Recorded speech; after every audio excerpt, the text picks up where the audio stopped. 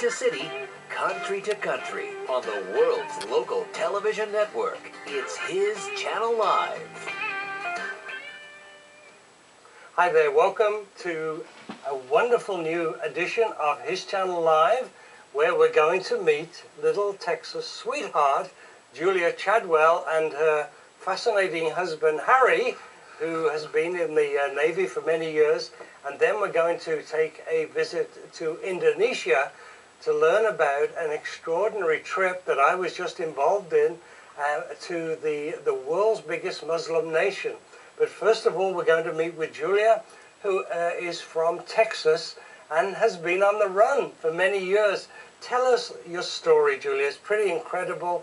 You were married, you had a lot of kids, but you had a very dangerous situation. Tell us about it. Well, as a very young lady, I made a mistake and married a man that was charming, handsome, and dangerous. I could tell he was dangerous, and I thought I could reform him. Well, now, what was it about him that made you feel he was dangerous? Well, he had radical ideas. I thought he was an intellectual. I was in college, and I thought, this is exciting.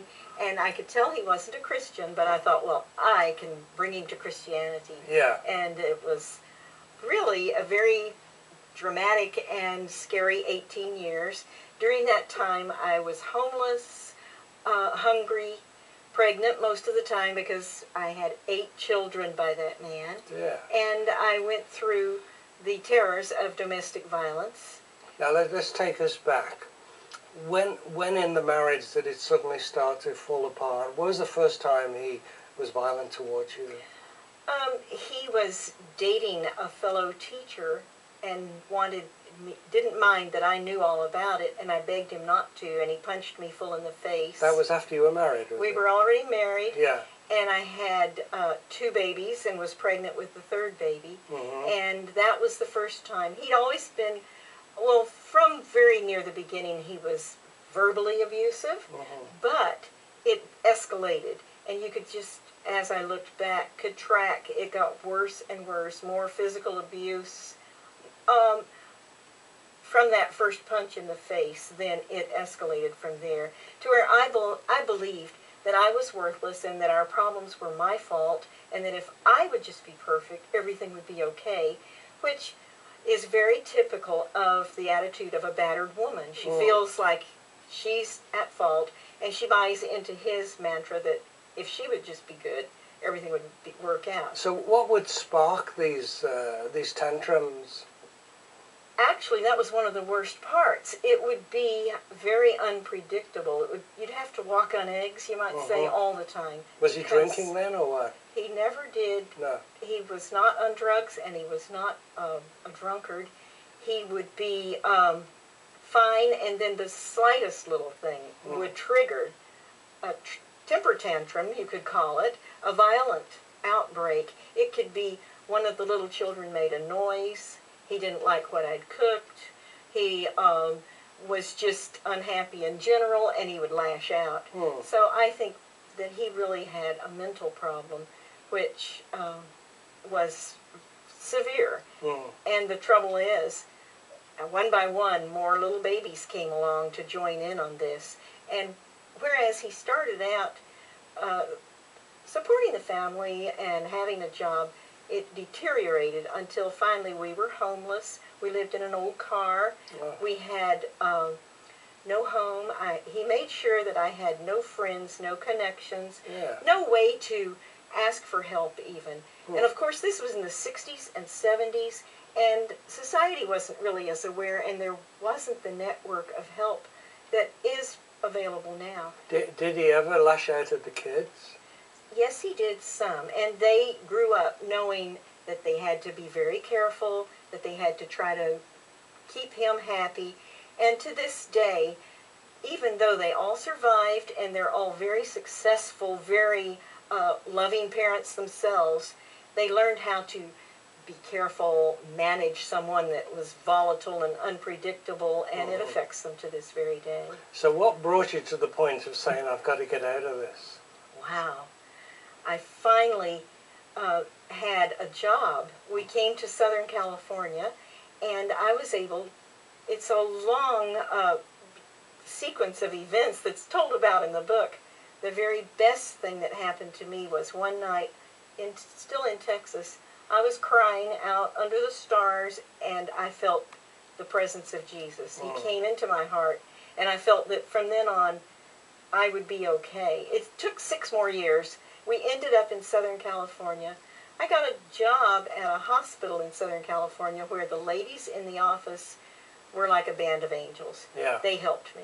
Huh. Meantime, my husband said, "You're not a good wife. I'm going to take you to a counselor, and he's going to straighten you out." Huh. And that was the hand of God. Yeah. A good man, a good counselor who cared about me and said, "I will help you get out of this. You can't live this way. You and the children need to get out." And that was the beginning. Huh. So, how on earth what was the way you arrived in Southern Cal? Where did you live during that time? We had lived in Utah because they were beginning to have a welfare system in Utah, and so my ex-husband wanted to benefit from that, and that was one reason he wanted to keep having babies. The more babies you have, the more food stamps you get.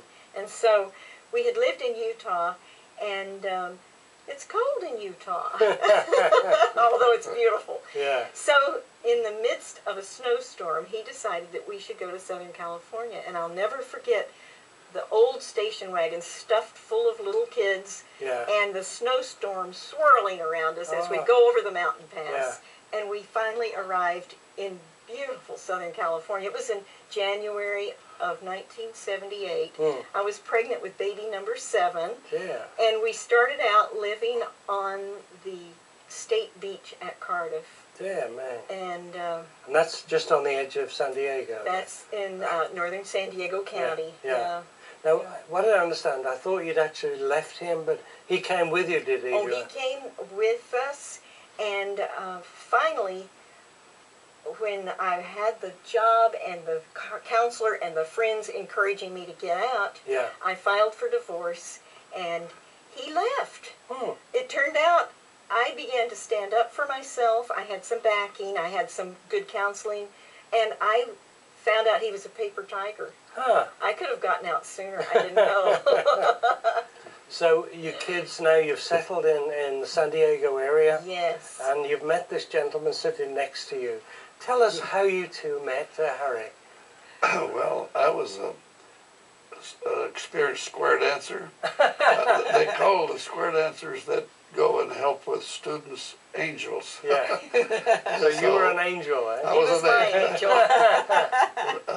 We started square dancing class with, and I met her, and she was already in square dance clothes, which most young students don't. Well, students don't really start out with square dance clothes, but anyway, she had decided she'd prepare for it. Yeah.